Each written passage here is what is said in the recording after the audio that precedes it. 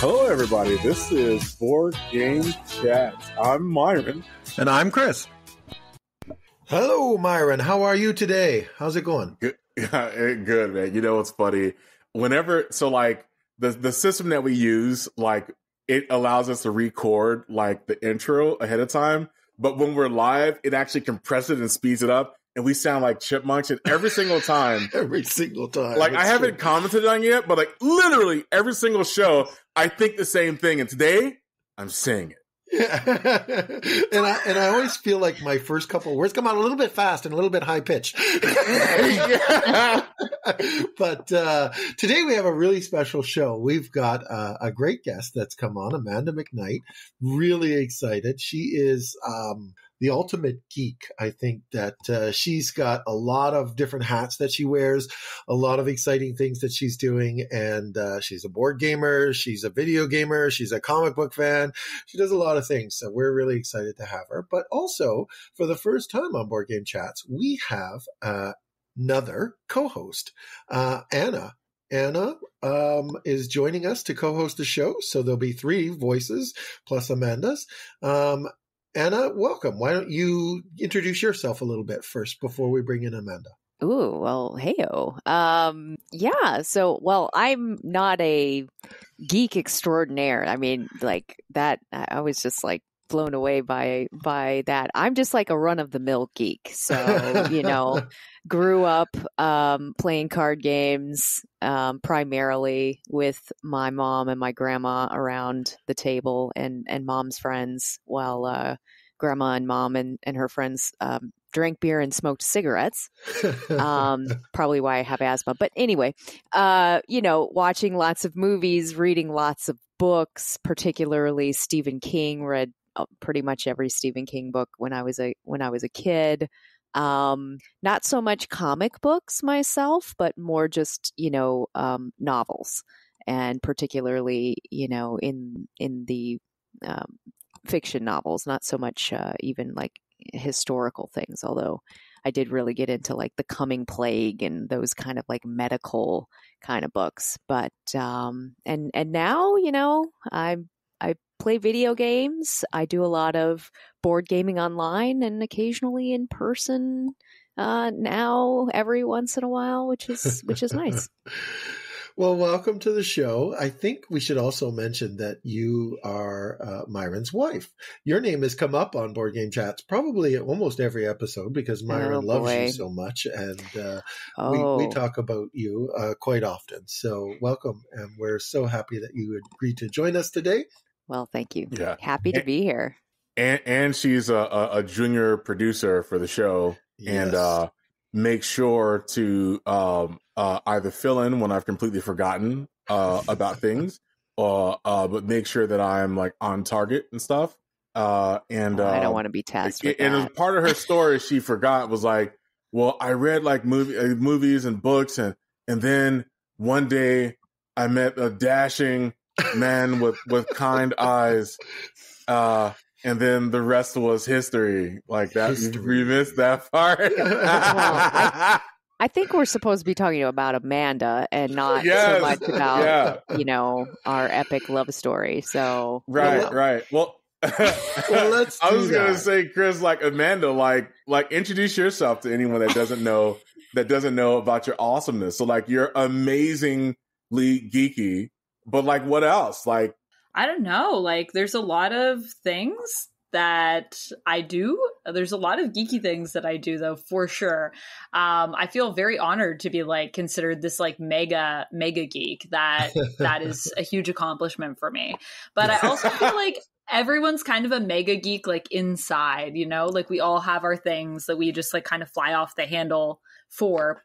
So I just wanted to say, don't feel, Anna, your geekiness is any less, because we had a little discussion before we sat down today, and I feel like you've got some big boxing geek gloves that you're repping. So wear those with pride. Yes. But I'm Amanda McKnight. I am an actor. or an actress, if you prefer. Some people are really attached to that gendered version of whether you're an actor or an actress, but I'm cool with being called an actor. That's a good point. Yeah, I don't know. That's like something that people really like linger on. Every time I say actor, they're like actress. And I'm like, okay. I feel like I get to decide how I want to say it, but that's cool. That's cool. Yeah. Right. I could be an actress for you. That's cool. So that's cool too. And I also am a host. I talk about board games and video games online on 2 different channels, Top 10 Nerd, Top 10 Gaming. And yeah, I love board games, have loved them for forever. I used to and still do teach games professionally as well. And yeah, I don't know. That's kind of it. I mean, I love comics. I love reading as well. Basically, every time I loved something, I knew that it was probably something that someone was going to maybe be like, oh, you like that? Oh, interesting. So that's been my life for my likes and dislikes. And I called you a mega geek or a big time geek, and I'm glad that wasn't offensive.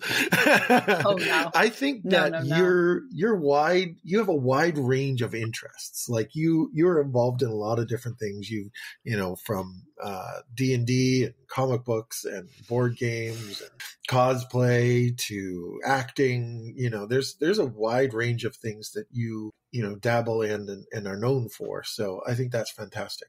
Hopefully we'll get to talk about some of them, maybe most of them.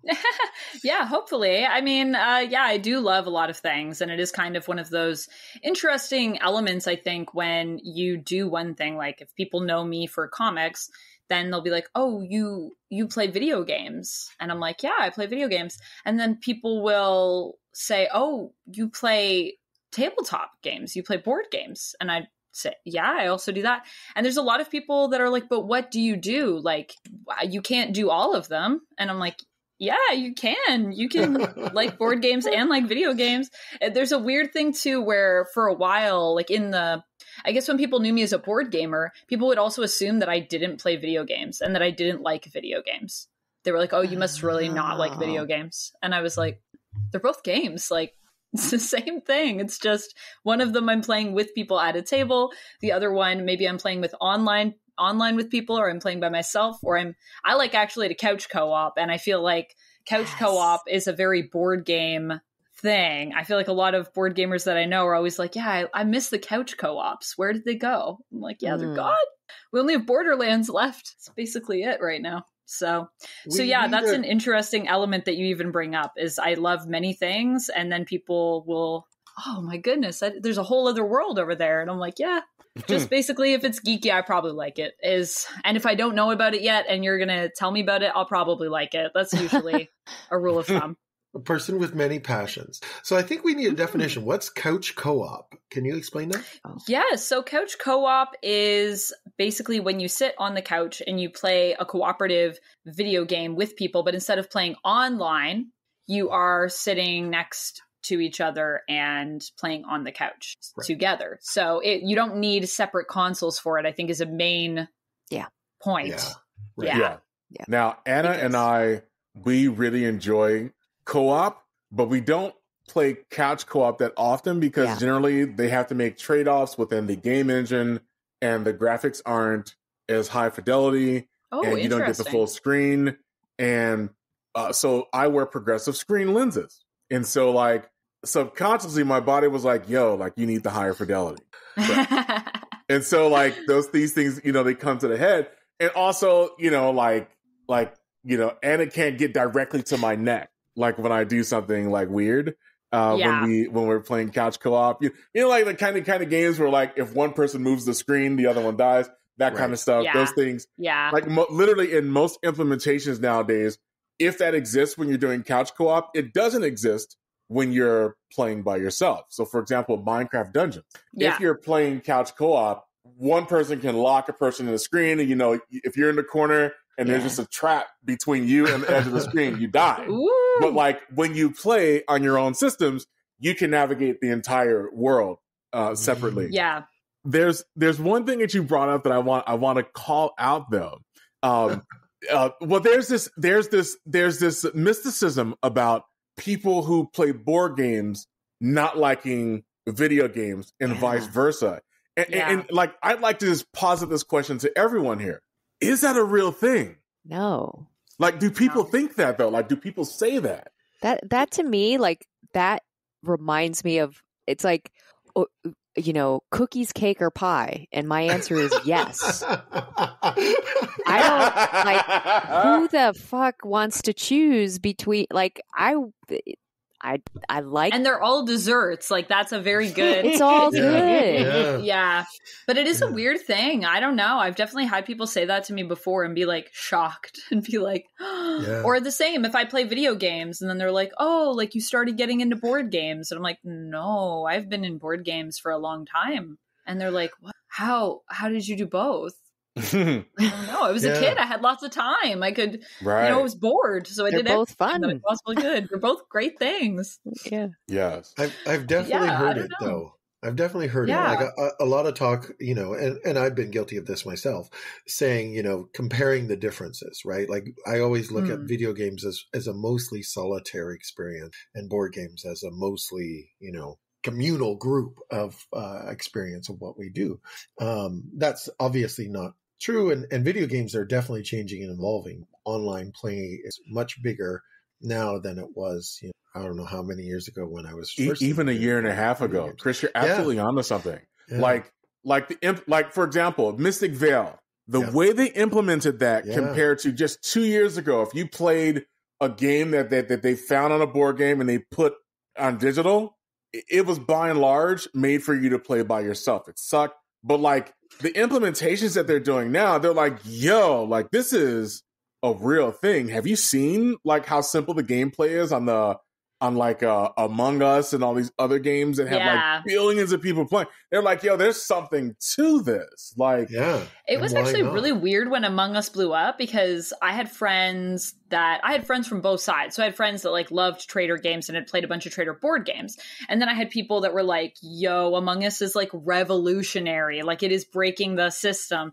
And I was like, hey, we should play board games sometime because like I got some things to show you that you would really love. And people were like, what do you mean there's board games about this? And I'm like, there's and we've been doing it for a long time. So there's a lot of really good Trader games out there. But I love that the sort of Trader mechanic has made its way. Like this is what really shows me that games as a genre in general, there's so much crossover opportunities. And at the end of the day, it's really about the experience of play.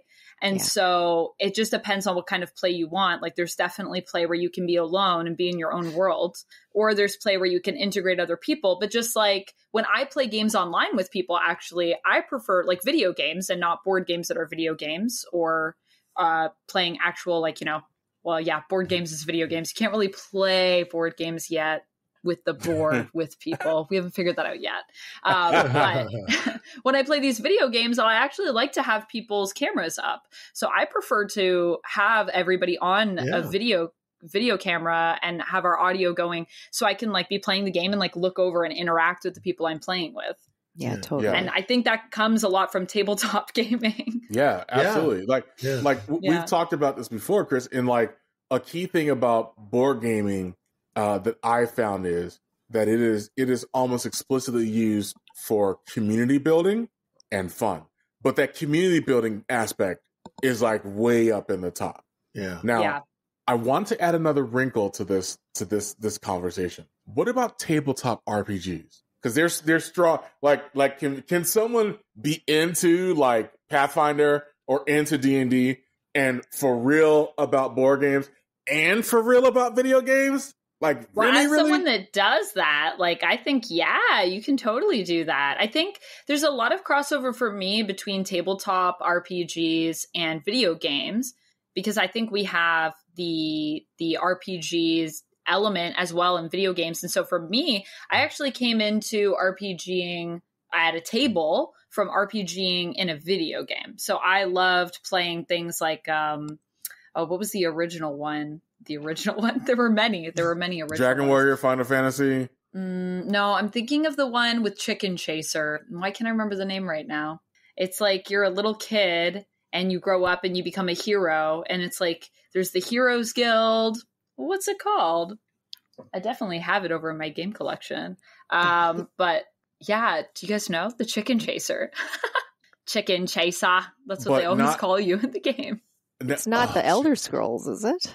No, it's not Elder Scrolls, but I was super into Elder Scrolls as well. Elder Scrolls, Dragon Age. What system was it on?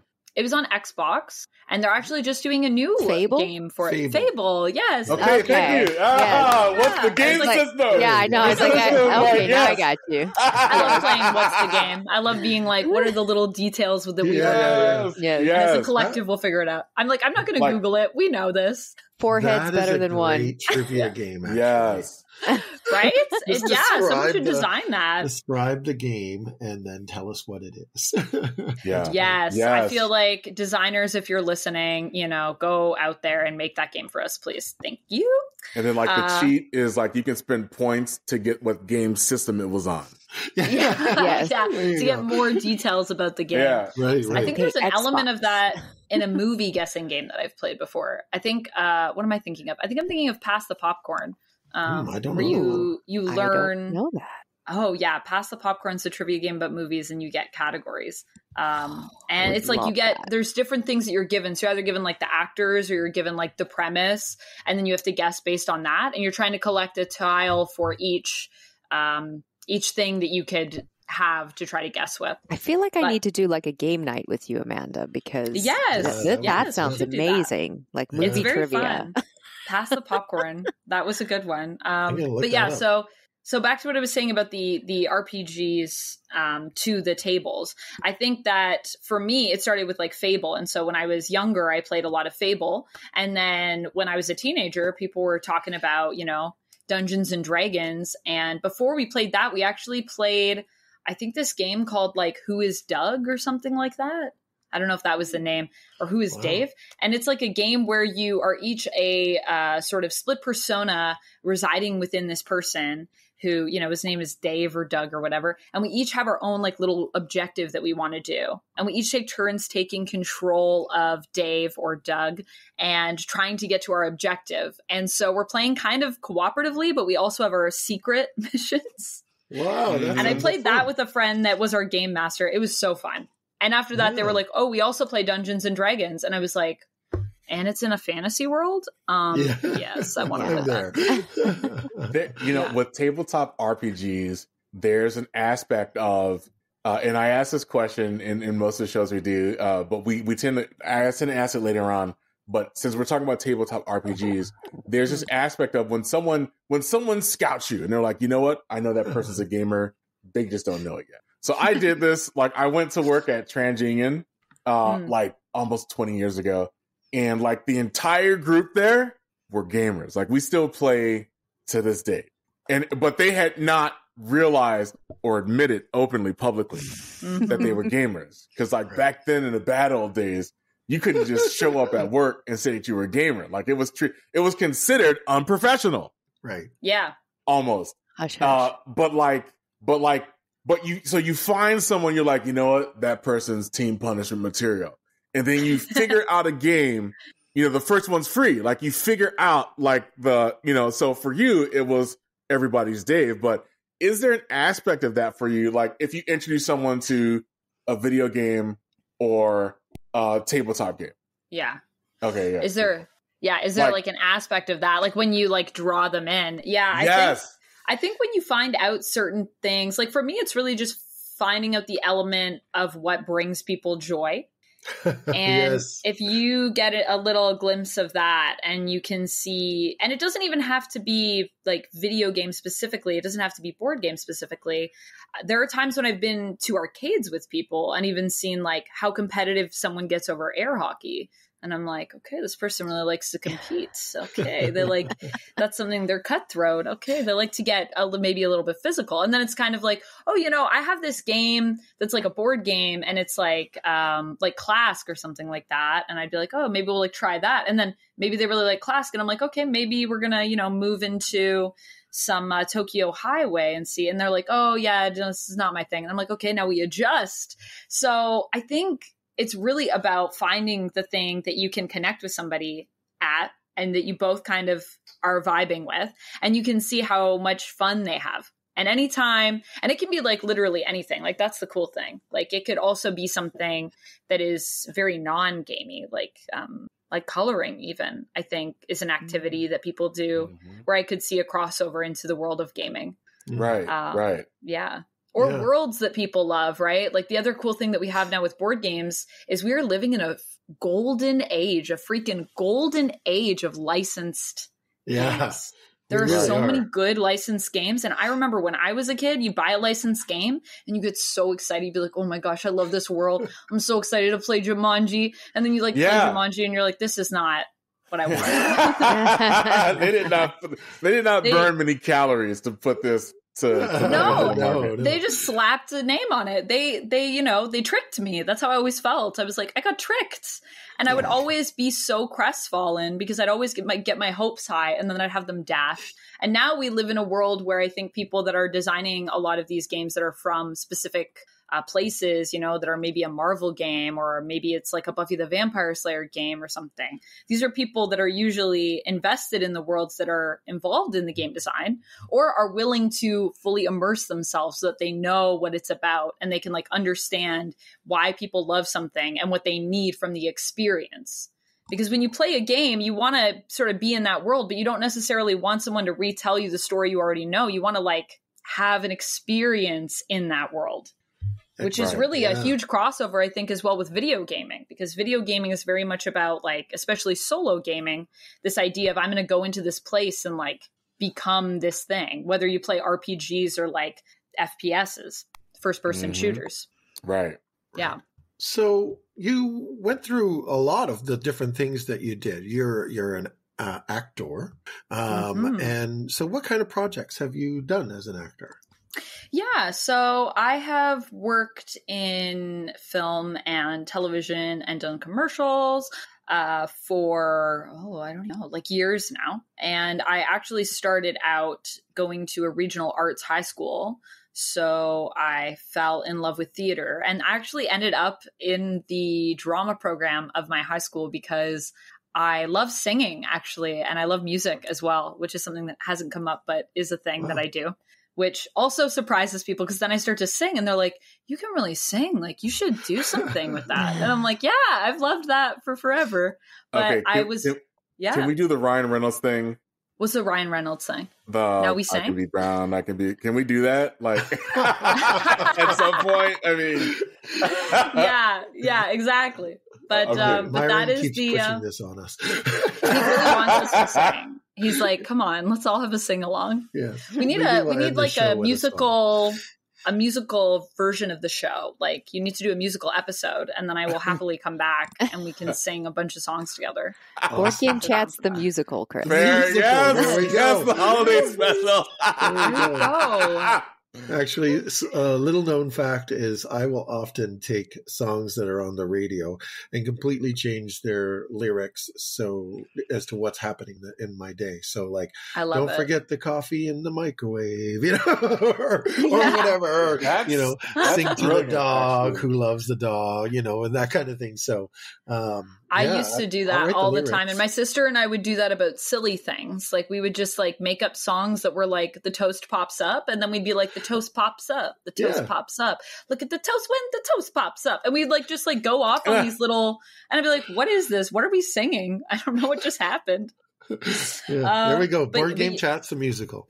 Board Game Chat's the musical. I'm so down. But yeah, so I started sort of with that passion for song and music. And then I got too nervous when I was a kid because it's a lot to sing in front of everybody, in front of a room when you're auditioning and you're, like 13. Yeah. So I decided I would audition for acting instead because it was a bit of self-sabotage because I thought, that way I can still do the thing I said I wanted to do, but I probably won't get in. So then I don't have to worry about it. Right. And then I got accepted into that. And then I fell in love with drama. And then I fell in love with theater. And then I didn't get into any of the theater schools that I applied to when I graduated high school.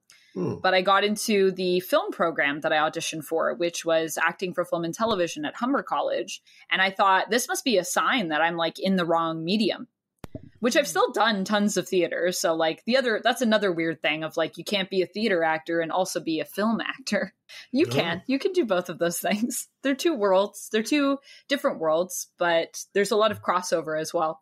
So then I graduated from there and got an agent, and and I've done smaller projects that have been films that I did one a while ago that was a horror movie where I had to have this like giant pregnant belly because I was a victim of this person who basically like inseminated me with a demon baby. Oh. And I had to have a fake head made because in the scene I get my throat cut. And so it was very cool. And it was like I had been like living in a basement locked up in this room for like a year. It was the whole story of it. So, I have to know, very creepy. When that happens and they make like, I'm assuming they did a mold of your face and you had to sit in it for hours. Yes. Well, not hours, but a while. Do you get to keep it when it's done? Please say yes. Please say yes. I was supposed to get to keep it. And I'm sure, I don't know if they ever end up listening to this, but if the studio that I did the film with is listening to this, they did say they would send me one. But unfortunately, I think they maybe forgot because they were probably very busy with other projects because they're an amazing studio. So I never got my head. But maybe they still have my mold and maybe they'll listen to this and be like, oh yeah, Amanda's head. Oh no. Yeah, but yes, they had a whole bag of my heads because they had to do a bunch of the shots. That's awesome. So when they were doing my makeup and everything and covering me in blood, they were like, oh, we have this bag of heads and we're going to cut your throat later. And I was like, cool, that's so fun. So great. That's very cool. So what was the name of that movie? I think that movie was called, what was that one called? I want to say Not Evil. That was a different horror that I did. It was a few years ago and I'm sure it'll come back to me throughout this chat. So sure. When it comes back, I'll let you know. But yeah, it was a really amazing project and I knew a lot of people from that project as well. That's cool. Like randomly because it was Toronto. So I guess you just kind of like the person that was doing the stunt coordination on that set. I was one of my friends and I was like, oh, hey. Oh, wow. What's up? And then I also have done a few episodes of like sort of like docudrama shows where like you have to be the person who, you know, had their best friend go missing, stuff like that. And I've done a handful of commercials as well. And so yeah, and I go out for a lot of stuff. And the cool thing is that every time I feel like people call me back for the projects I go out for, it's usually for something that's a little bit bigger than the last role that I auditioned for. So that's usually a good sign because it means that people like you.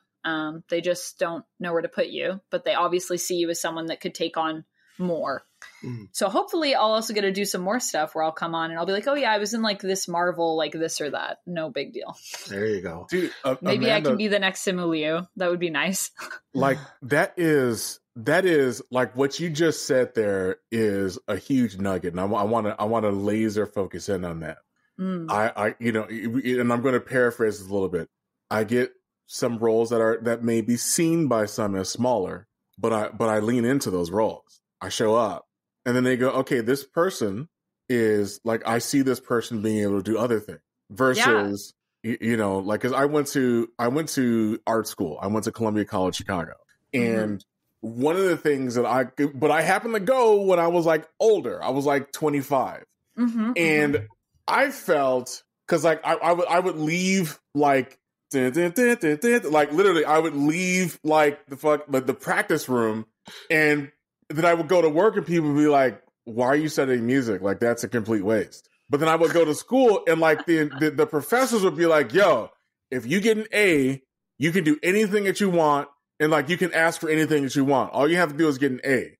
And I felt that they did not prepare actors, actresses, musicians, performers for like the real world at all. No, the real world is very different, I feel like, than what you kind of do in school. But I mean, I feel like my program did a pretty good job. They did kind of let us know, you know, I mean, like most of you aren't going to make it. Most of you aren't still going to be doing this. That's just the reality of the craft that we work on. It is cutthroat. It is hard. If you don't love it, don't do it because it will like chew you up and spit you out. And there have been a few times that I've considered like, what am I doing with my life? Like, why am I doing this? Like, should I just quit? And I think for me, the thing that's always brought me back is that I do love it. Like, I don't want to do anything else. That's what I want to do. Right. And I always give people that advice too. Like, it's weird because I haven't done like, these big productions, and there's a lot of people that will be like, oh, what have you done, in the sense of like, what are like something that I've seen you in, that sort of ask. And then I'm just like, well, it depends on like, where are you at? And like, what are you watching? And like, what could you have maybe seen? But it's almost like sometimes that can be a qualifier for your success. Like, you're a successful actor if you are in a big budget like movie. And to me, it's so interesting because that's not my, I guess, measure for success. My measure for success has always been, I get to do this and it's my job and I get to wake up every day and do this. And that to me is like amazing. And I get to do roles that are interesting and that make me learn more about myself in the world and that allow me to bring that to people that are hopefully watching, whoever decides to watch whatever I'm doing. And even when I'm doing commercials, like even commercials, I feel like I always go out for these I always book the weirdest, most fun things that I'm like, of course I'm going to book this weird thing that's like, I'm going to sell you, a phone plan, but I'm going to make you like laugh hysterically, or I'm going to sell you a coat, but you're going to feel really good about yourself because that's what this whole idea is of this spot. So I always think that that's interesting.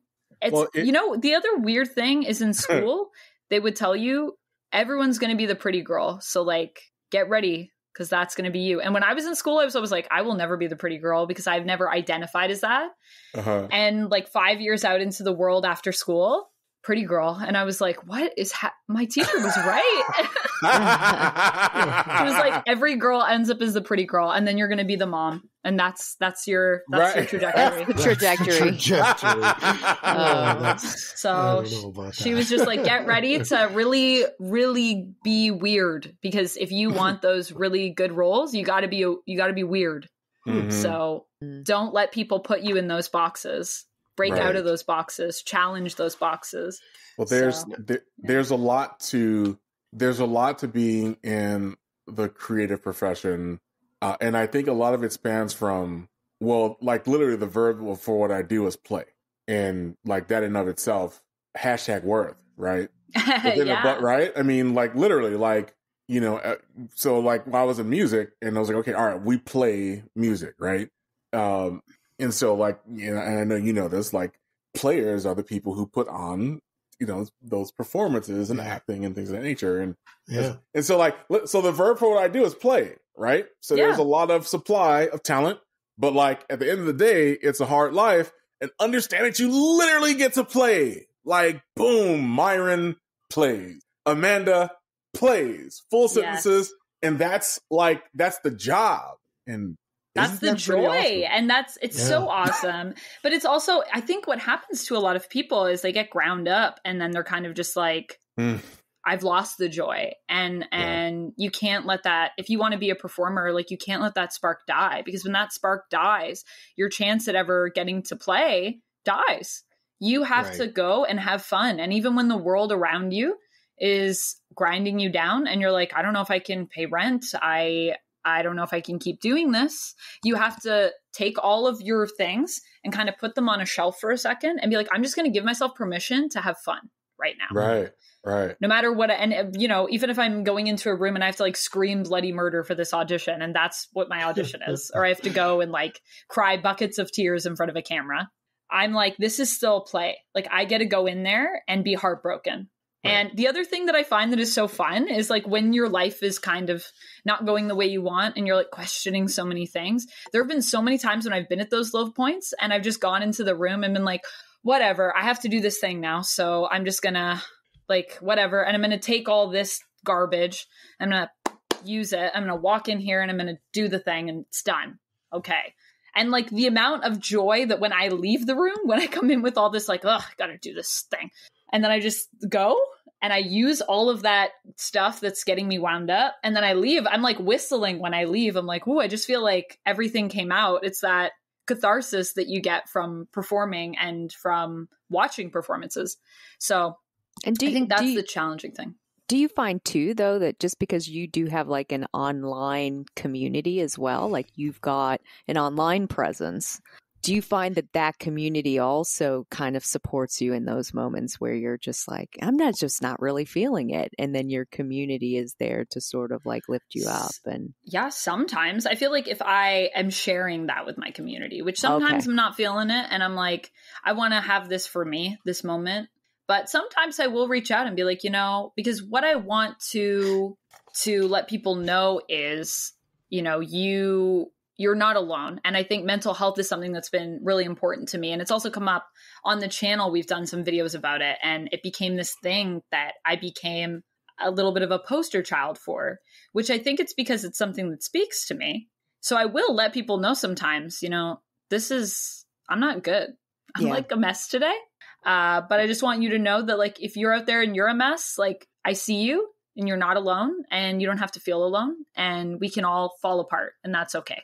Yeah. It's okay to be that way. I've noticed that I don't watch a lot of Twitch, but I have noticed that on just a lot of like Twitch streamers seem to be more, there seems to be more sharing of things like that, just for people to say, look, I'm not having a very good day right now. And that's okay. Because we all have those days where we're not feeling it.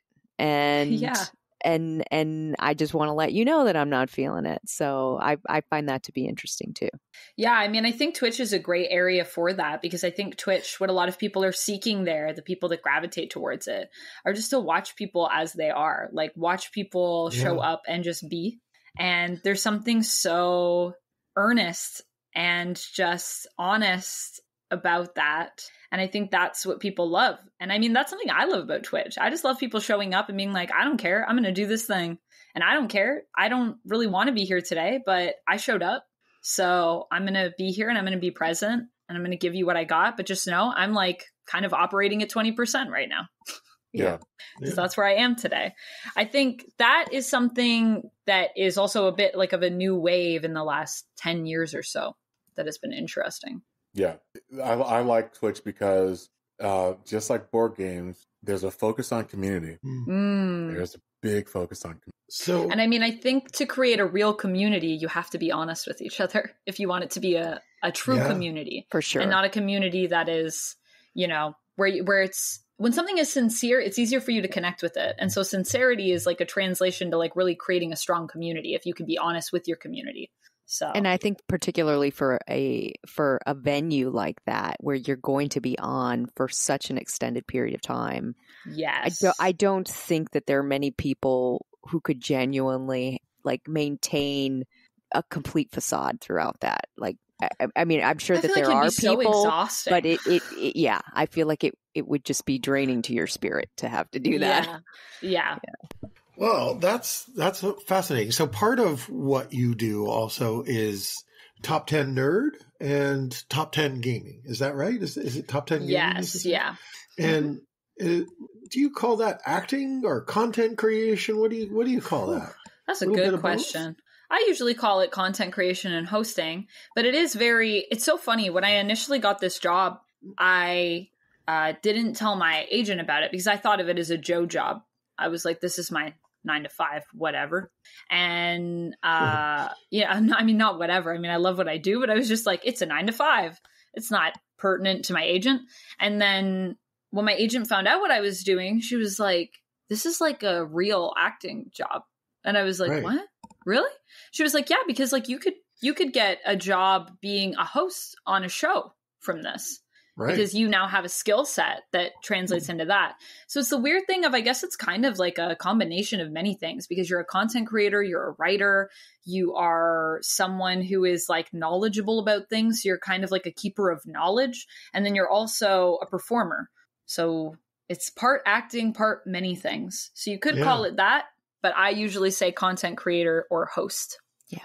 Cool. Yeah. And it's a YouTube channel. Is it also a website? I'm not sure. We don't have a website yet. Now, this Okay, is something I've been wanting for a while. But yes, it is a YouTube channel right now. What do you guys do? Like, what is Top 10 Nerd? Yeah, so Top 10 Nerd, we do top 10 lists about basically comic book stuff. So lots of cool comic book stuff that basically is mostly the big two, which is the big two publishers, so Marvel and DC. Right. And those two worlds and all the characters and everything within them. So like, what was a list that I was doing? What's one that I did recently?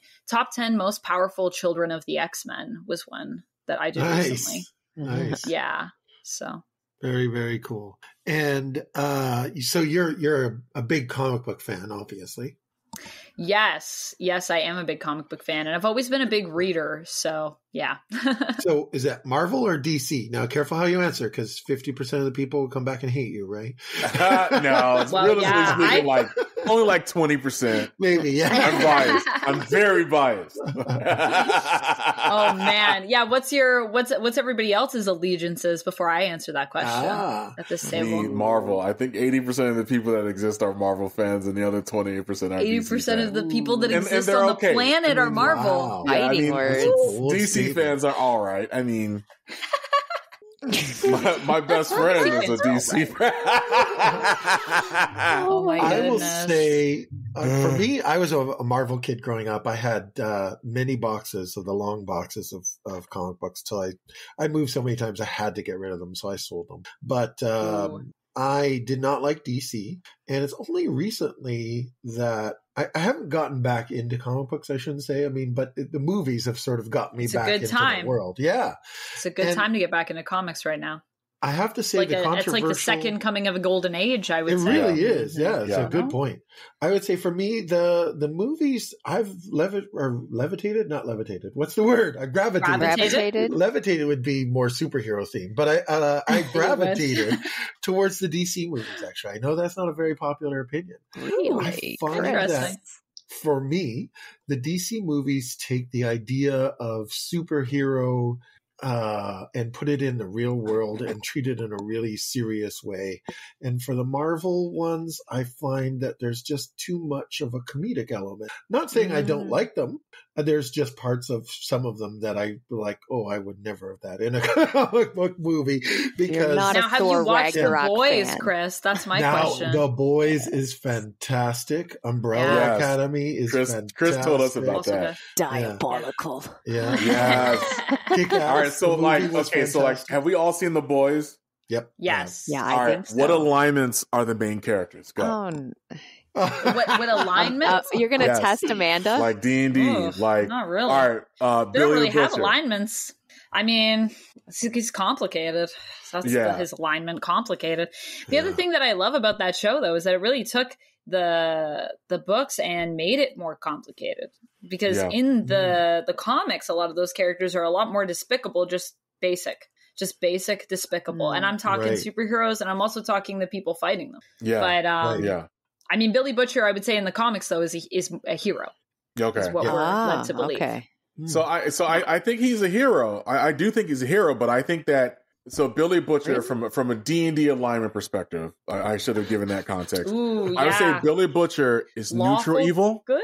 Oh, neutral evil. Neutral evil. Yeah, wow. Diabolical. Like he's willing to do anything, and he typically destroys and damages people. It's generally driven by revenge. Yeah, but he's willing to work with anyone to get his revenge. That's true. He is willing to work with anybody that will help him get his revenge. So, no one is below or above. Homelander. Chaotic evil. Chaotic evil. Evil something, yeah. Strength and power. He's willing to give anything up to keep his power and to keep his sense of fear over other people. Yes. But I do think that in the newest season of The Boys, we got more of a side to him, of this side where he just wants to be seen and loved, really. Absolutely. So can we really call that evil? Well, so I think so, because there's a chaotic aspect of it. And for me, it's very selfish. So like selfish, but like it is a person that is willing to give anything up to get what they want. So whether they're chaotic good or chaotic evil, what is the thing that they want? And like Homelander to me, it seems like he wants ultimate power.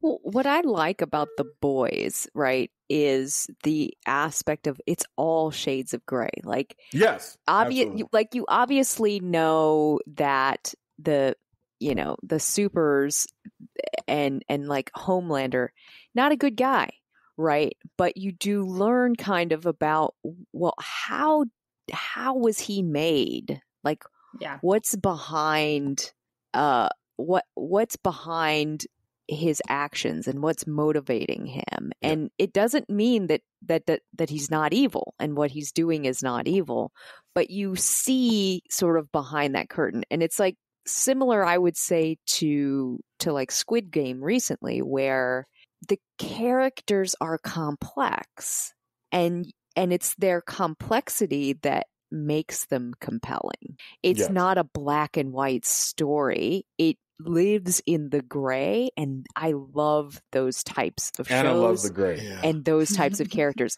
Like, I love a Dexter, I love a Hannibal Lecter. I love those Breaking characters. Exactly. They live in the gray, and you know that what they're doing is wrong, and yet you're compelled in some ways to almost root for them. Yeah. And I mean, I think a lot of it also depends on perspective in The Boys, because like the other thing with Homelander that's kind of complicated is he's definitely done a lot of bad things and done them for what I would say would be, selfish or bad reasons. So that would make me say, chaotic evil. But then I think as well, at the core of that, there is an element of Homelander that, like I said, he just kind of wants to be seen and loved. And his want for power, we find out, is actually really a desire to be seen and loved. So, but he has never understood what that was because he wasn't raised with love. So he doesn't know what love is. So he interprets it as, oh, me wanting to be seen is me wanting power. And then I think in the latest season, we kind of learn about these elements that are starting to now come up, and he's starting to kind of realize about the depth of his own character, which then would make me say maybe, I don't know, chaotic good at times. And he's also saved people before, for sure. Yeah. And so it depends on, if you're the public and you see these figures as heroes, to you, they would always be on the side of good, because to you, they're protecting you from people. And there's only a few people that really know what's going on, because there's only a few people that have had not so good experiences with them, where, they've hurt people that they loved or been careless and killed people. They've introduced in that character, they've actually introduced the level of complexity that is necessary to understand how very complicated things like sexism are.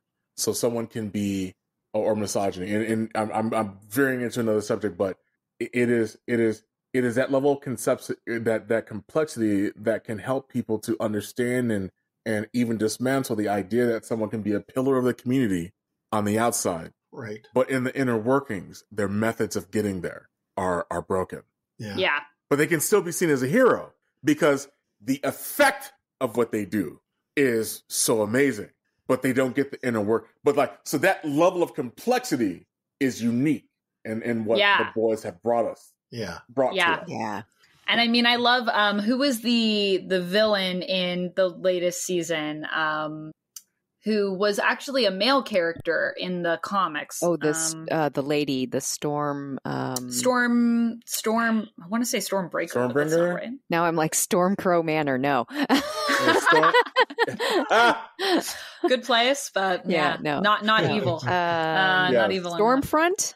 Stormfront, yeah, Stormfront. There we go. Yes. Stormfront is an interesting character too, just based on what you were saying there, Myron, because there's this level of, we meet Stormfront, and I loved what they did with her because I just felt like we had all these ideas of who this character is from the comics, and they still were able to sort of pay homage to that and live up to that story, but also lead us on a mystery of where we felt like we didn't know what was happening. Even if you know the story from the comics, even if you know what happens, you're like, I don't know what's happening. And you're like, how can I not know? Because I've read it. What? But I loved that whole element that they brought to her where you kind of fall in love with her at first.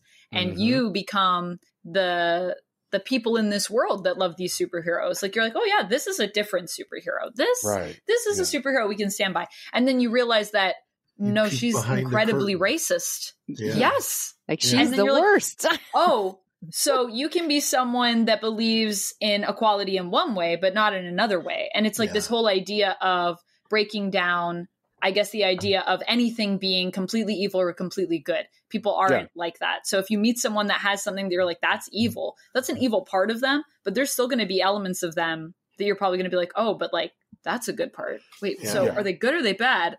What I love about the show is just how timely all of their characters and storylines and everything is to what's happening in the world in North America. Yeah, they nailed it. In terms of politics and the division that's going on between left and right and race and gender and everything. And it's an important show because I think they're conversations that, we should all be having. And they show these characters and these situations from a different perspective, which is what sci-fi does really well. And hopefully we can all learn a little bit too. It's a brilliant show. Absolutely one of my favorite shows. Like that complexity, right? It's like, okay, this person is really, really, they're a superhero. They're a super fucking hero. They fight for the rights of people. And they love it. They lean into it. They sacrifice themselves every day and get really wounded. They sacrifice everything for that. But at the same time, they don't believe some people are people. Yeah. Yeah. And that's something that's a level of complexity that we have to deal with. Yeah. Like IRL. Mm. There are people who believe that other people are not people. Yeah. And so morality doesn't even come into it for them. Yeah. Mm-hmm. She didn't feel bad about having those beliefs. That's what she believed. Yeah. Yeah. Yeah. Just it is what it is. That's it. Yeah. There's no questioning it. And I think it's so amazing when we can sort of explore these things too in a world that is a fantasy world where it's like you feel like you're escaping, but you're really just digging deeper into the everyday.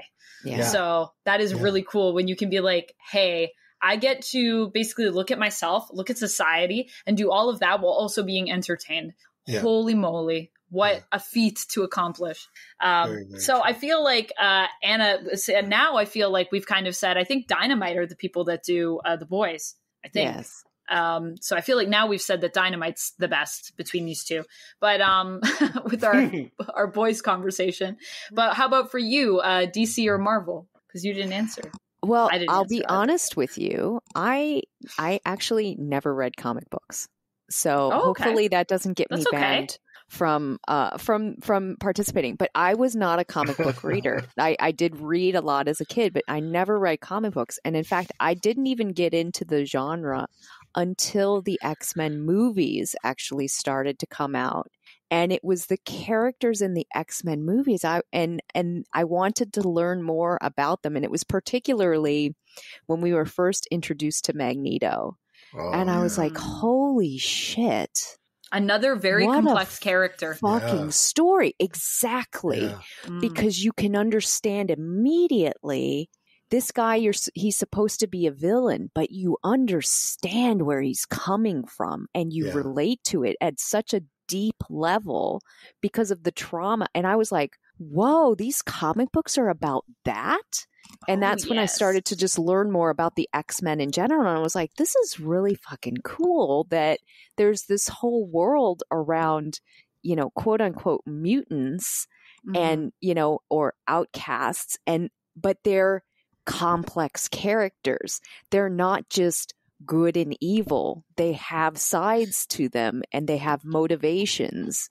And so I would say because my appreciation for the comic book characters sort of grew out of the introduction to X-Men, I do gravitate more towards the Marvel stories because it could just be a bias, but I feel like the characters as I've been introduced to them in the Marvel universe have more complexity to them. They're not just heroes. And whereas, like the characters as I've been introduced to them in DC, they are very much, godlike. At least they seem outwardly, except for Batman, just heroes. I mean, Batman has that plot armor and he wears it well. Batman has he has a dark origin story, right? Yeah. That's sort of driving him.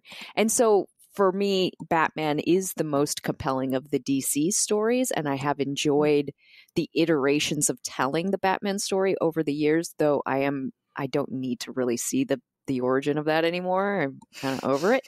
But yeah, so like not having read the source material, I always will come down on the side of Marvel because I just feel like those characters speak to the complexity that I like in stories. Yeah.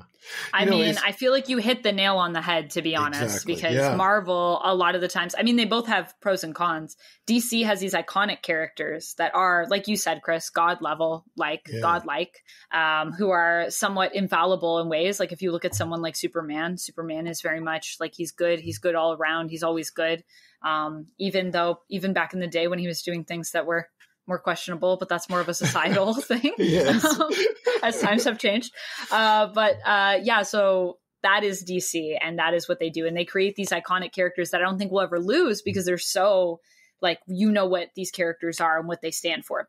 Whereas Marvel has these characters that have a lot of layers to them. So they're usually more complex, but they might not be always as memorable unless we're talking about people like, Spider-Man, who also, Spider-Man often can do no wrong. Like he is very much good, right down to his bones. There's not a lot that he's done that's been too bad. He just has a lot of awful things happen to him. That's his tragic story.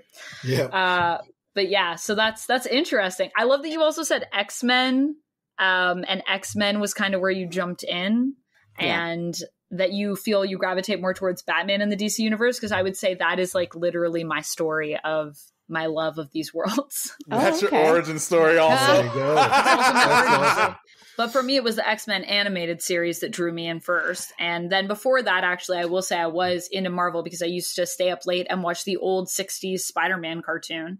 Yeah. Which I kid you not was what I grew up watching and like was obsessed with as a kid. I would like stay up till 10 when the late night retro cartoons would come on. And I'd be like, yes, I love this cartoon. I watched it back recently. Not very good, that cartoon. No. It doesn't hold up. No. I don't know what. Also, I don't know if you've seen the Spider-Woman cartoon, but it is on Disney Plus, and it is a treat. It is so strange. Yes, so strange. It is so weird.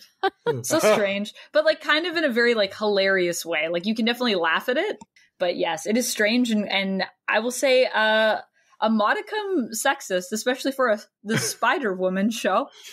You would think. That doesn't surprise me all that much, but yeah. I mean, it was still the 70s, so I guess we were still, we still had a female superhero there. So, I mean, that's an accomplishment. But like, there are times when Jessica Drew, who is Spider-Woman, has to, pretend that she's not Spider-Woman. So she does things like she'll like faint and she'll like be scared of spiders. And people, even though she's like a hard-hitting reporter in this show, people will be like, oh, you can't do that because like you're like just a lady. And I'm like, what is happening? I'm so confused about this show. I love it. Yeah. So funny. Wow. I'll have to look that one up. Yeah.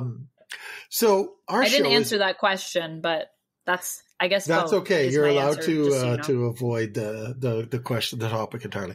So the show is called Board Game Chats. We need to get to board games, and I think a good transition from comic books, which I'd love talking to you about. Maybe we need to do like comic book chats or something like that. We could do a whole hour just on that because that was fun. and I love the idea of doing the RPG alignments with characters from movie and TV. I feel like that could be a special edition for that. Comic book chats. But let's get to board games. And I think the good transition would be there's a lot, and I mean a lot of comic book related board games and tabletop games out there. And I'm sure you've played many, many, many, many of them. Do you have a favorite? Offhand, I'm going to say Thanos Rising. Ooh, good choice. That is an excellent one. That's really fun. I love that one. That's a fully cooperative one, if I remember correctly. I've only played it a couple times when it first came out. Yes, right? It's fully cooperative. Yeah. And I think it was one of the first games in a while that really was a licensed game that just like floored me. That really like my socks flew off my body. I was like, what is this game? This game is so good. Yeah, and I still love it. I still play it. I'll play it by myself. That's how much I love that co-op. Like I will play it solo. Yeah, that's a good one. Good choice. Really good. I like that. And I love dice. So any games that have dice and I get to roll the dice, I'm a sucker for dice. Yeah, dice. I have quite a collection of dice. Yeah. It's like the name That's of like, the I movie. want a copy of Pandemic, but I want Pandemic, The Cure, I think it's called, which is the dice version. And I don't know if I can get it anymore. I don't know if Z-Man even makes it anymore. But yeah, it is just Pandemic, but it's dice. And so it's also like, technically, if you took it out of the box and wanted to bring it with you, you could travel with it in a smaller case. And for that one, it's like you roll the dice to do your actions. So you have to like, and then you can like re-roll and all that good stuff. Nice. Yeah. I've not played that one. I love Pandemic, but I've never played that. If you love Pandemic and you love dice, this is the one. I think it's called Pandemic: The Cure. That sounds right. Don't quote me on that. There is a game called that. So you are a content creator for Renegade Games. I've seen some of your videos. You do an excellent job. Fantastic job. Oh, thank you. Yeah. How did you get into that? Yeah, so I was a demoer for Renegade, and I started as one of the Renegade heroes, working in the booth, demoing the games. And that actually all started, I think the first place that I ever demoed for was actually CMON, or Come On Games as they're known now. They were CMON when I worked for them, Cool Mini or Not, which is what it used to stand for. I don't know if it stands for that now anymore, but that was their origin story. Yes, that was. Yeah. So I started working for them, and I actually was able to work for them because I used to work for Snakes and Lattes, and I knew someone that used to work there as well, who now was working in the board game world, and they were working for CMON. And so they invited me to come basically be one of the demoers because they had a good recommendation about me teaching games to someone that did that professionally at Snakes and Lattes. And then I went there, and then I was looking for basically someone to go to a con with because I wasn't with CMON for that con. And I sent an email to Renegade with my resume and outlined my love of board games and my experience teaching them professional, and was like, if you need a demoer, I'm your gal. And then they said yes. They were like, yes, we like your resume. Come and demo with us. So I demoed with them for a few cons, and basically through there was offered to create some content because they knew I also made content. So yes, that's great. I think they should hire you to do like commercials for every game that they come out because you did such a great job with it. And I think that is one of the things that's missing in the board game world. I think that, we need to have some sort of glossy, slick, professional advertisements for the games that come out. And Renegade, I mean, honestly, they're one of the companies that I would say would be most likely to do that because they have that image and they have some fantastic games, and you did a great job. And I feel like, thank Renegade, you. Yeah, and that is something that, I mean, you have my number. I talk to you guys every day.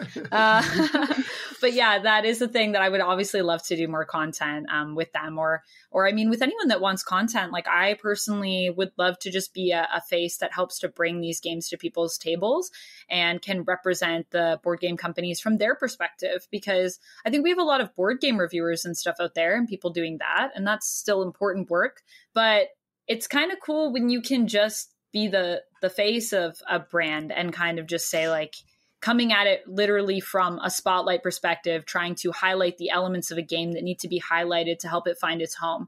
And I've never really done a board game reviews, and I do have a stack of games that I was given to make content with a while ago before the pandemic.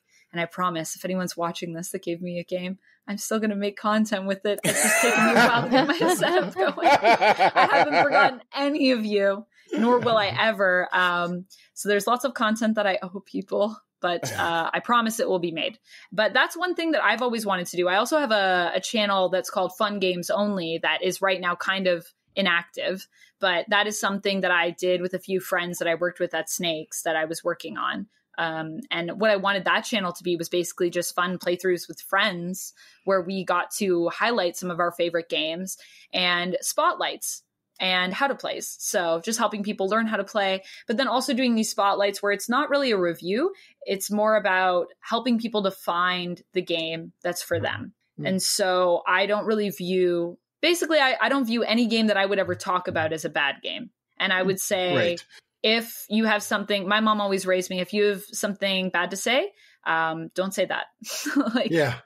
No one needs to know about that unless it's, something for you to say that's meaningful, that is like helping someone to, you know, in a fight for justice, I would say sometimes we have to say things that are, you know, I don't like that. But other than that, if it's about a board game, we really don't need to hurt these games that already take so long to make. And there's so many elements that go into them. And there's somebody's baby. Somebody designed that and it's their baby. Yeah. So why would you hurt it? What's wonderful about the board game community is it's literally so big, so diverse, and so wide ranging that, you know, where do you even start is the question. The four of us could all hate this one game. And I guarantee you there's a group of people out there that absolutely love that game. Yes. You know, that there's a game for everyone out there, and there's someone for every game. No matter how bad you think it is, or it's just not for you. There's someone out there who loves that. And well, you know. I've added one to my backlog because Thanos Rising, I heard co-op, and it's based on Marvel. Avengers, so I'm like, based on Marvel. You got to stop Thanos from getting the Infinity Gems in that one. I'm like, I have to try this game. So and there's different factions, different teams. It's great. Also, any of the Marvel and United games I've heard of are very good. I haven't played them, but there is a Marvel United X-Men that I was checking out the other day that I think has 8.4 right now on BGG. Wow, that's high rating for BGG. That's very high. Yeah. I'm not sure if I think it's out now. It said that it was released 2021. So I think it is already out, but I saw it on Amazon. So I did add it to my wish list because I was like, I need this game later. This is a bookmark. Yeah. I did play sort of the beginner's version, the base game of Marvel's United, and that was very, very good. Very, very cute, very easy to learn, and very fun. And, you know, there's already a bunch of expansions, including the X-Men. So I think that's a franchise we're going to see a lot more expansions from. Excellent. Cool like 2 questions. So I have some questions. Can I get Iceman? A. And B, like... Actually, Myron just can one never question. play Can I get Iceman. I hope you so. Iceman should be in there. He's OG. I would think, yeah. I would okay, Iceman and Doctor Strange. You are forbidden from playing both of those. I like the Defenders. So when I played HeroClix, my team was the Defenders. All right. And like I'm assuming the original like Defenders team then if you're a Doctor Strange fan. Doctor Strange, the Hulk, Iceman, that's a Silver crazy Surfer. team. That is a team that should not even be allowed. That team is so stacked. What? Yeah. It's crazy. It's such a good team. I was like, they're not OP. I'm like, they're totally OP. It's like and Doctor HeroClix Strange is literally turning people into boxes on Marvel Ultimate Alliance, and I'm like, yeah, okay. You're like, that unfair. team is legendary. I used to play. I played a little bit of HeroClix. You can't see them, but I actually have like a little HeroClix collection on my television. My stand. My partner is like a huge HeroClix nerd. So So one of the characters that I love playing that I think is so crazy is Emma Frost. Diamond Emma Frost is like unstoppable. Speaking of like just X-Men that will blow your mind. We also have a Phoenix Magneto is one that I got as a con exclusive, which is I don't even know. Apparently nuts to play with. Apparently play with it, and it's just like the world has ended. Magneto Phoenix has arrived. Huh. Yeah, dude. That's interesting. Yeah. So, what do you have a favorite games? See how I pluralized it there because I know that's like asking a lot to say. What's your favorite game? Do you have a favorite game? Yes, I have many favorite games, and so I brought a few of them out. We're just going to emphasize that all the time. Sure, what are they? I think you should because I feel like it's a hard question. Like, do you ever have anyone that says, "Yes, I have one"? No. Does that happen? No. Most we're all people in too avoid the deep. question That's why we're all like immersed in the it's world. Like asking, and that's the who's other your favorite child? Like, is it like really, or what's your favorite pet? No, right? Yeah. And so that's the other weird thing too that I think is interesting about reviews and that sort of thing, because there's so many different. Even if you love games, it's like you can never be like, I just love one game. You're like, I love like 50 different games. It's because it's so specific. I feel like this is the thing where people will say, oh, I like you and you like games and I want to get into board games. So what do you play? And I'll play what you play. And I'm like, no, that's not how we should do this. We got to find out about you. Don't play what I want. And they're like, yeah, but I like you and I like your content. So tell me what to play. And I'm like, no, tell me what you want. And then I'll tell you what to play. But so what I want to play is I always want to play Deep Sea Adventure, which is one of my favorites all time. This is when people demand, it is a great game. I love this game. And it's like nice. it's within arm's reach. Like Amanda held it up immediately, and like Vanna whited it. Like, and this is one of the ones that I got back before Oink really was as well known in North America. So you'll notice that like my copy has the Japanese on it, and the back is all Japanese. And this was the first time we got these into Snakes and Lattes. I played this game and we only had like 3 copies at the time. And I was like, oh, I'm buying one of those. I need that. Cool. And that was the love affair began with me and Oink Games, which I love their games a lot. They are so that one's really good. I got one more Oink game that I'm obsessed with right now, which is one of their newer ones. So Dokajong. I don't know if you guys have heard of this one. No, I've not heard of that one. So everyone knows Deep Sea, but Dokajong is a game where you have these little doggos on the back, and you're all fighting to basically, it's like the president has, how can I put this? The prime minister has a bunch of dogs. We're all his cabinet ministers, and we basically we have a favorite of his dogs. So we try to hide our dog from the other cabinet ministers because only we want to give it love. So we hide it behind a door. And the goal is you want to try to find other people's dogs behind the doors so you can also give them love, but you don't want other people to find your dog because only you can love that dog. Wow. I'm in. You had me at doggo. Yeah. So it's really cute. It's got a really weird story that I love. Yeah. And the idea is it's kind of like a bluffing game. So you have little tiles and you set up like your tiles at the beginning and then you find out which door your dog is behind. And you're kind of deciding which doors you should open. So you can like suggest a door and then someone can be like, no, I'm going to close that door, not that door, but like, let's do these 2. And once we all agree, we open them. And then basically whoever sort of put that forth and was the final person or whoever suggested that one, it will take the penalty or the benefits depending on what's behind the doors. Which dogs? And then I love the box art for that. I'm just so looking cute. At it online. It is adorable. Yeah. So yeah, Dokojang, which is great. And then I obviously had to pick a Renegade game because Renegade. So this is Fuse. Fuse. Oh, that's a great one. Which I hadn't actually played until I worked the booth. And I saw a little bit of it. And then I think this was actually something, I forget how I got this, but I got this and then I played it myself. And I didn't even know when I demoed at the booth. I think I was shown it a little bit and I was like, oh, okay, I kind of get it. I wasn't demoing that game, so I didn't really need to know it.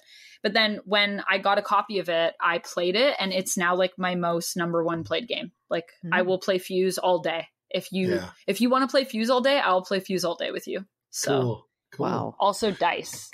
And finally, one more, I grabbed Micro Macro, which is the game that was the game of the con at Essen. It won the Spiel de Jour this year. And I played it on my Twitch the other night because I couldn't get Vampire the Masquerade Bloodlines to work, though I did get it to work today. And so I just played this with everyone, and I just had 2 cameras and kind of moved it over the map. And this game is amazing. I don't know. Do you guys know about Micro Macro? No, I don't know anything. How does that play? No. What's the general idea?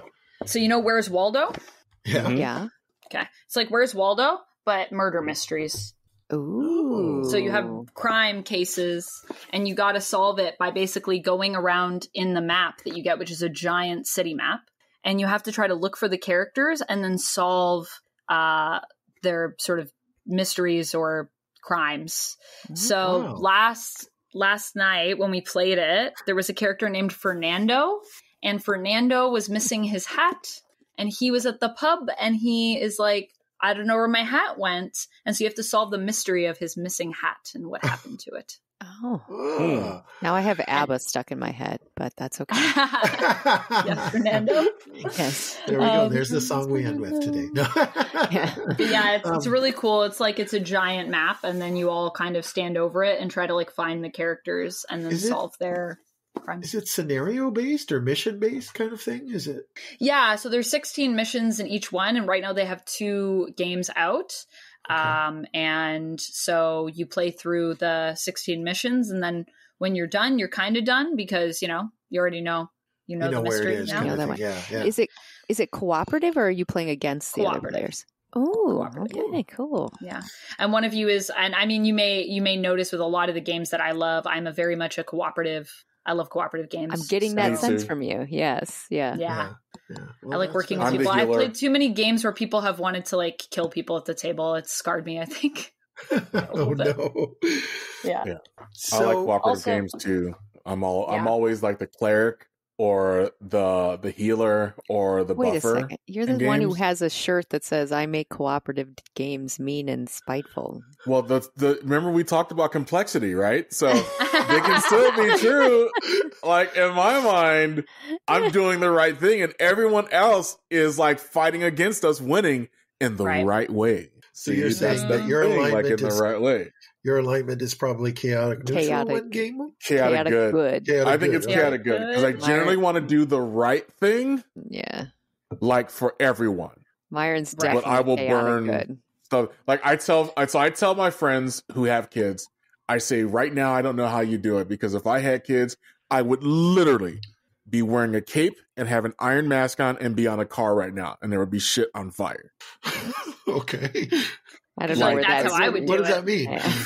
like I would be like trying to like take down the entire system because it's just not working. Right. And so because I believe that would be the right thing to do. So so chaotic good is a person like that is willing to to me, chaotic means a person that's willing to give everything up to do what they believe is right. And what I want to do is generally considered to be a good or the right thing. Right. Okay. I'll give you that. I mean, I also like co-ops because you can play them by yourself too. So that's another thing. Yeah. Is when I want to play a game and no one wants to play with me, I'm like, that's fine. I'll just play by myself. Just play with me. So you brought up, is it called Micro Macro? Is that what, did I say that right? Micro Macro, yes. Micro Macro. That was the game of the con at Essen this year. Yes. And that brings us to what I wanted to ask you about. I know that you were just at Essen not long ago. Essen is, why don't you tell us? Do you mind telling us? What's Essen? Yeah, so Essen Spiel is a convention that I believe is the biggest board game convention in the world. That's what I've heard said.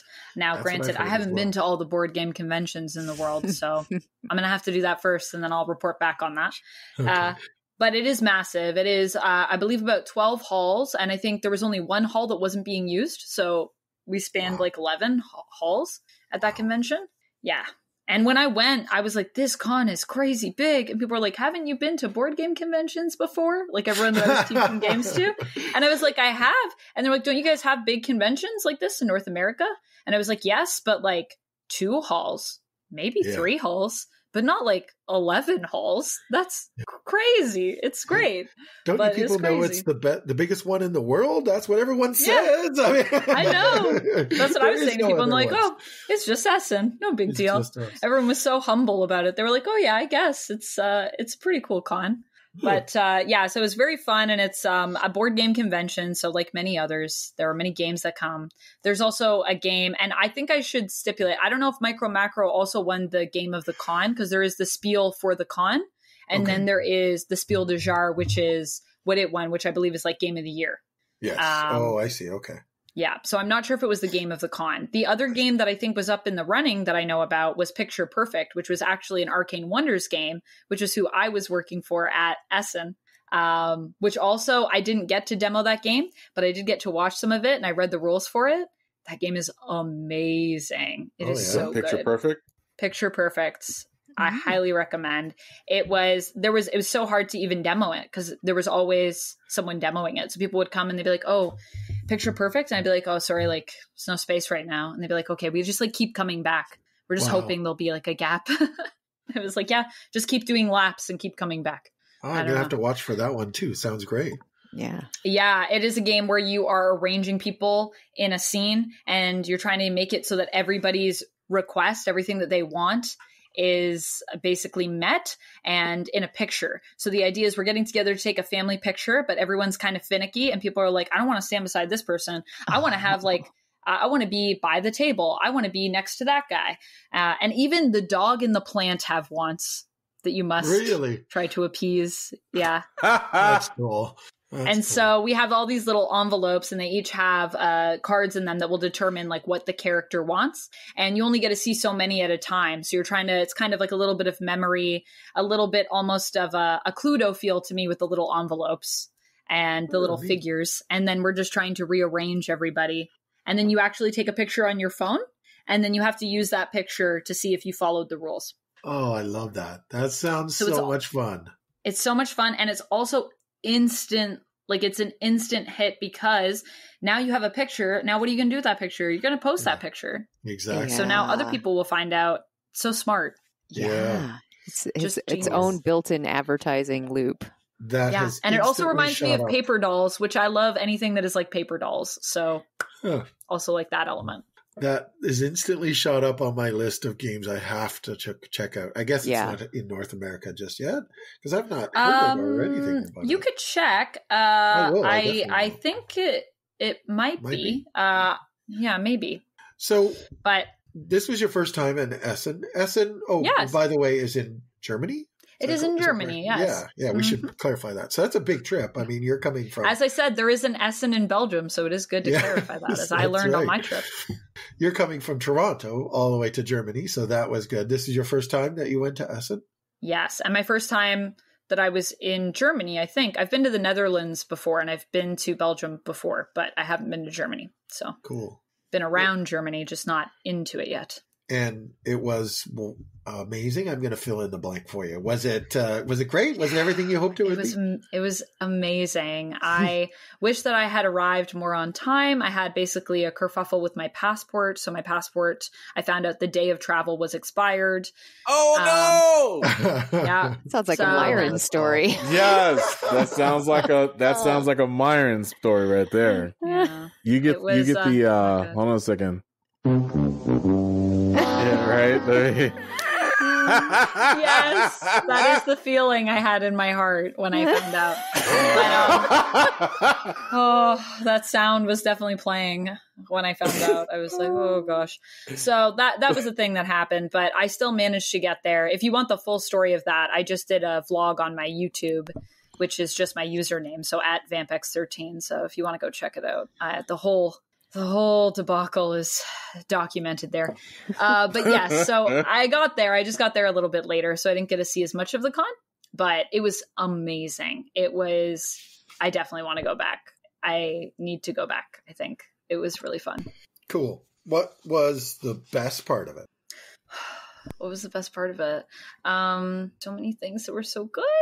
Besides just getting there, right? So that was an ordeal. I mean, it's a tie, I think, between like a couple different things that happened. So like the night I got there, we went to the Tiki Bar, which Daryl Andrews had planned for us to all go to the Tiki Bar, who's the designer of Sagrada, one of the designers of Sagrada, who I'm friends with. And so we went and did the Tiki Bar, which was amazing. I drank from a giant skull that was like this big with Julie from Arcane Wonders. And we had that drink and it was... I don't even know what happened. We drank it, and then I was like... I was like, you say you woke up and your passport was all good, and you were like... I was like, thank God I'm alive, and I made it. But yeah, that bar was amazing. I don't even remember what the bar was called. That's how good the drinks were.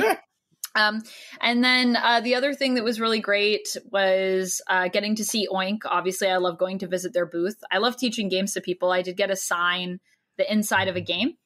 For people when I demoed the game to them. They said, we're going to buy it. And then I said, will you sign the box? And I said, oh, yes, but I'm not the designer or anyone.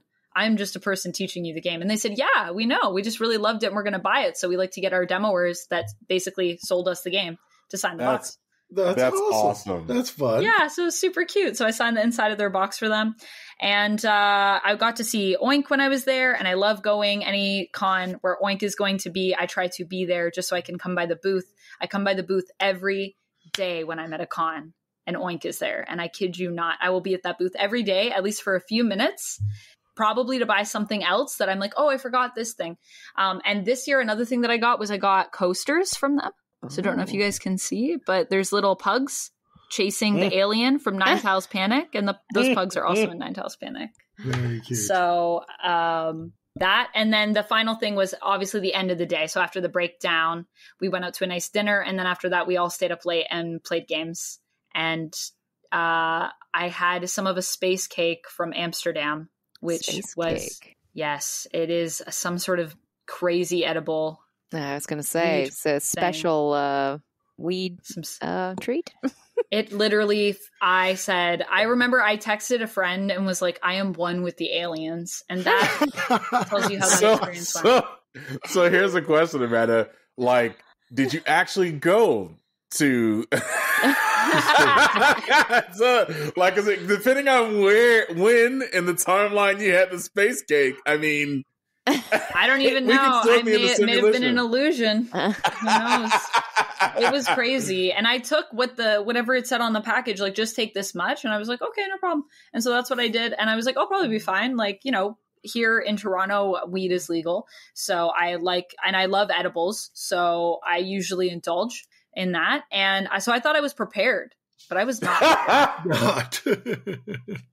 So if you get a space cake and you're not, you haven't been to Amsterdam in a while, then, or you haven't been, you know, at all and done any of the edibles there, take half of whatever they recommend. It's like, yo, silly rabbit tricks are for kids. Yeah, because like you think you think you have experience, but you probably don't. Yeah, you don't. Yeah, that's probably good advice. If it's named space cake, I mean, they are kind of telling you they are not to be on the moon. Yeah, I was kind of prepared, but then I thought, well, I'll just take, you know, what they say is like just take like a quarter of it, and I was like, okay. I just will only take a quarter. And then it quickly, and it was like almost instant too. That was the other interesting thing. And edibles normally are a very slow creep. Mm-hmm. This was like, I walked to the cliff and I jumped off and then I just fell for forever was what it felt like. I didn't stop falling. Oh no. That's almost terrifying, actually. It does sound it's almost, you know, it usually takes like an hour and a half to... Yeah, and like a little bit because the next day I had to leave, so I had to go on the train and we had 3 trains to take and then I had to get to the flight. And so I had to try to do all of that while I was still feeling like I was kind of high. And I said, I hope I don't get on the plane like this because I am scared that they won't let me fly. Oh boy. Yeah. But it all worked out and I balanced out after the first train. So it was fine. Well, on that note, I think that we should probably wrap up. We have had an amazing time. Yeah. I really enjoyed having you on the show. I love talking to you about comic books. I feel like, honestly, you know, comic book chats is probably a thing that I would love to do. And I'm not into comic books anymore. I would love to do that. I think it would be a lot of fun. We'll get you back in. Don't worry. Yeah. Maybe I just need to start watching a lot more of Top 10 Nerd. And that would probably fulfill that need, right? Yes, and I try to mention what issues things are from in my videos as much as I can. So if you listen to something and you think that sounds cool, where's that from? Usually I'll name drop the volume and issue when I can. Yeah. So thank you so much for coming. What I always ask at the end. Thank you so much. What I always ask at the end of the show is, what are you doing next? And where can people find you if they want to watch your video, get in contact with you, talk to you, ask you questions about comic books or board games or any of the other hundreds of things that we still haven't talked to you all about? Where can they get a hold of me? Yeah. So, I mean, you can find me on my socials. So I'm pretty much everywhere at Vamp, VAMP, X, the letter X, 13, which is a username that I picked when I was 12. And no, I'm not changing it. And that will be my username forever. So everyone's kind of just got to deal with it now, I guess. There we go. And I do answer to Vamp or Vampy. So sometimes online people will call me that. And you can be like, hey, what's up, Vamp or Vampy? That's cool. There we go. Obviously. Vampirella is also a comic book character that I love, so I feel very honored anytime someone calls me Vampy. Vampirella is amazing. Right? Yeah, she's great. I love her. Space legit. vampires. She's legit. Excellent. And then what am I doing next? I mean, mostly just, I don't have anything like crazy coming up. I did just drop that new video, which is on my YouTube, which is also VampX13. But I think also if you just search Amanda McKnight, I come up. The only place I'm not VampX13 is on Ko-Fi. And I don't even know why. I think I just picked a different username for that. That's the only place. And and on my Cameo, I'm Amanda Does Cosplay. So Amanda does cosplay on those. But yes, I'm just doing pretty much the same stuff. So nothing too crazy. More top 10 nerd, more top 10 gaming. I've been thinking of maybe going to SDCC this year.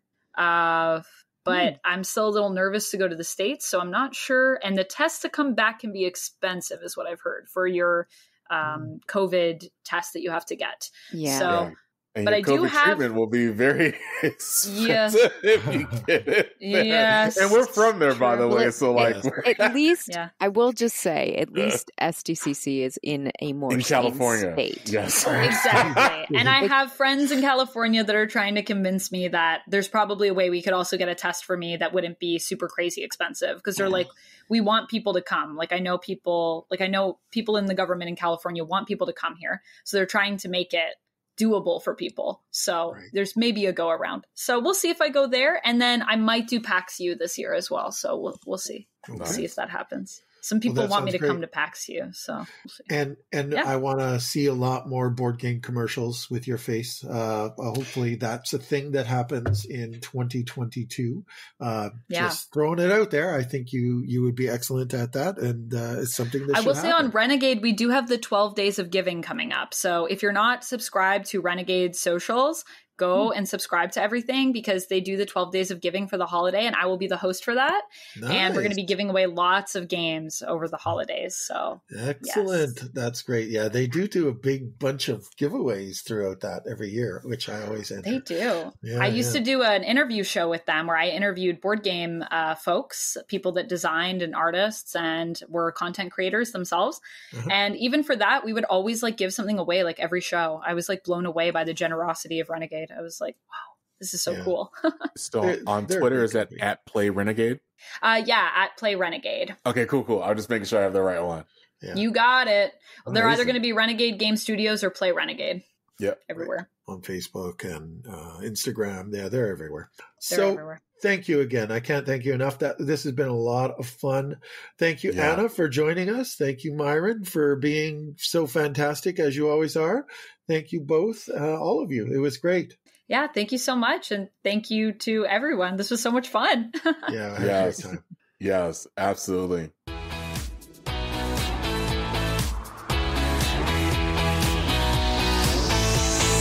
Thanks for listening to Board Game Chats with Chris and Myron.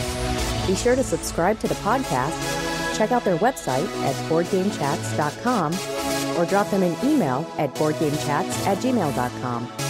You can also find Board Game Chats on Facebook, Instagram, and Twitter.